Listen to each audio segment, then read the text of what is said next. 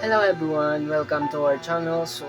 I am Justin Antonio together with my partner Jericho Reyes. So for today's video, let's learn or let's talk about on how to bend the copper tube. So let's go.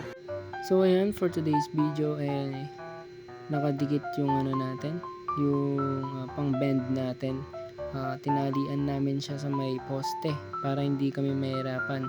So ayan, nagbe-bend na tayo ng copper tube. So yung pang-bend natin is meron siyang 45 degree, 90 degree, 135 degree, and 180 degree. So yung ginagawa natin is 180 degree siya ngayon. So ayan siya, 180 degree yung binend natin, and next is 180 degree ulit para maging siyang S yung kakalabasan niya. So ayan guys, yung pagbe-bend natin is dapat meron tayong degree na sinusunod natin, like yung 45 degree, 90 degree, 135 degree, and yung 180 degree.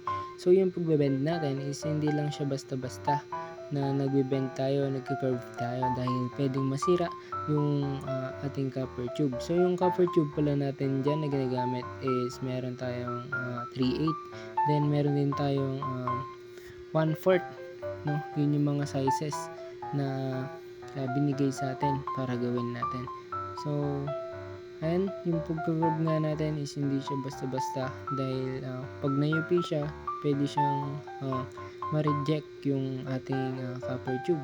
So dapat accurate at may degree talaga yung pagka-curve natin or yung pag-bend natin ng ating copper tube. So ayan yung ginagawa natin ngayon. So ayan, thank you for watching.